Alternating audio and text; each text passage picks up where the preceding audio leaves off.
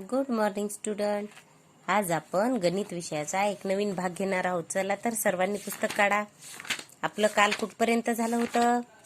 शब्बास, ह्या आपण वस्तू मोजल्या होत्या हो की नाही. आता वस्तू मोजून आपल्याला सांगता येते हो की नाही. चला तर आता मी तुम्हाला याच्या पुढचा भाग घेते. पहा बरं, आता आपल्याला शिकायचं आहे शून्याची ओळख आणि लेखन. आपण ह्या चित्रांवरून शिकूया. हे पहा, बससाठी ह्या बॉक्समध्ये लिहायचे किती प्रवासी थांबले आहेत. बससाठी पहा बरं किती प्रवासी थांबलेले आहेत. 1 2 3 4. 1 2 3 4. किती थांबले आहेत? 4. आणि मग काय झालं? बस आली. इथून येताना दिसते की नाही, बस आली आणि त्याच्यामध्ये लोक बसून गेले. मग आता पहा बरं, बसमध्ये बसून गेल्यावर इथं किती जण उरले रे? 4 होते. 1 2 3 4. आता कोणीच दिसत, जिथं काहीच नाही राहत, कोणीच दिसत नाही, याचा अर्थ तिथं काय आहे? शून्य आहे. काहीच नाही म्हणजे काय? शून्य. आता पहा, माझ्या हातामध्ये तुम्ही पाहिलं ना तर तुमच्या लक्षात येईल. काय लक्षात येईल? माझ्या हातामध्ये किती आहे अंगठी? 1 अंगठी आहे हो की नाही. आता थांबा. आता पहा, माझ्या हातामध्ये काही अंगठ्या आहेत का रे? काहीच नाही. काहीच नाही म्हणजे काय असतं? काहीच नाही म्हणजे शून्य असतं.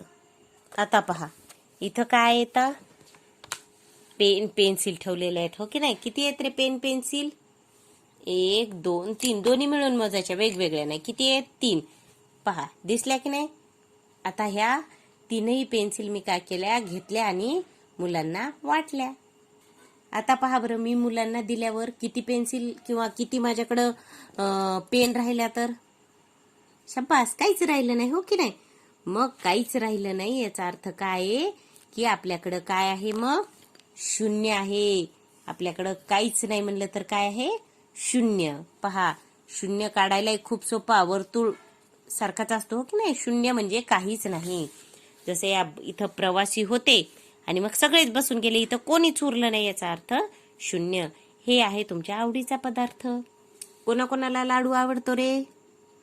सर्वांनाच आवडतो हो की नाही. मग ह्या पांढऱ्या बशीमध्ये काय आहे? या पांढऱ्या डिश मध्ये लाडू आहेत. लड्डू 1 2 3 4 5. किती लड्डू आहेत रे? 5 आहेत. मग इथे लिहिले 5. आता पहा, गुलाबी बशी आहे. ही पांढरी बशी होती, ही गुलाबी बशी. याच्यात लाडू आहेत का? नाहीत. म्हणजे तिथं किती लाडू आहेत? तुम्ही म्हणताल आत्ताच मॅडम तुम्ही म्हणले की लाडूच नाहीत आणि पुन्हा विचारता किती लाडू आहेत. या बशीमध्ये लाडू आहेत, पण आपण तुलना करायलो या 2 बशांची. याच्यात लाडू आहेत, याच्यात लाडू नाहीत. याच्यात 5 आहेत, याच्यात काहीच नाही. म्हणजे किती असतील? म्हणजे शब्बास, काहीच नाही याचा अर्थ शून्य असतो. लक्षात ठेवायचं बरं का. जिथं काहीच नाही तिथं काय असतात? शून्य असतात. सर्वांच्या लक्षात येतंय का? शब्बास. आता आपण ना चित्रांच्या साह्यानं पाहूया. हे पहा, हे की नाही एक वर्तुळ आहे. याच्यात आपण चिमण्या ठेवल्या होत्या. किती चिमण्या आहेत रे? 4 चिमण्या. आपल्याकडे एक वर्तुळाच्या आकाराचा असा पिंजरा होता. आपण त्याच्यात काय ठेवल्या? 4 चिमण्या ठेवल्या आणि त्या 4ही चिमण्यांना काय केलं? आपण दरवाजा उघडून सोडून दिलं. मग इथं किती चिमण्या राहिल्या रे आता? काहीच नाही. काहीच नाही म्हणजे इथं आहेत 0 आणि इथं आहेत 4. जिथं काहीच दिलेलं नसतं तिथं किती असतात? 0. आणि जिथं काहीतरी दिलेलं असतं तिथं तुम्ही मोजून लिहू शकता हो की नाही. सर्वांच्या हे लक्षात आलं असेल. तर सर्वांनी काय करायचं? आता मी अजून एक उदाहरण देते तुम्हाला. आता हा पहा, डब्बा आहे बर का. याच्यामध्ये काहीतरी सामान आहे. आपण पाहूया. याच्यामध्ये बांगडी आहे, पिना आहेत, कानातले आहे की नाही, वेगवेगळं सामान आहे.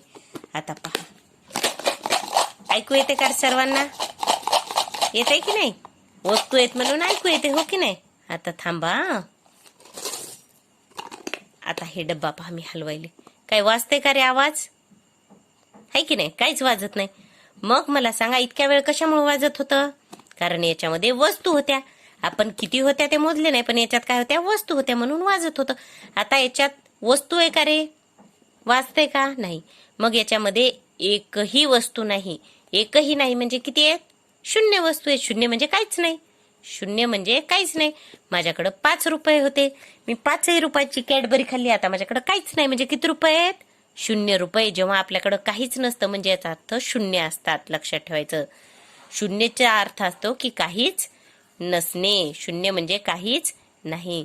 तुम्हाला हा भाग खूप सोपा होता, समजला पण असेल. लक्षात ठेवायचं, दिसलेल्या वस्तू तुम्ही मोजून इथं लिहू शकता, पण जिथं काहीच नाही याचा अर्थ तिथं किती आहे? शून्य आहे.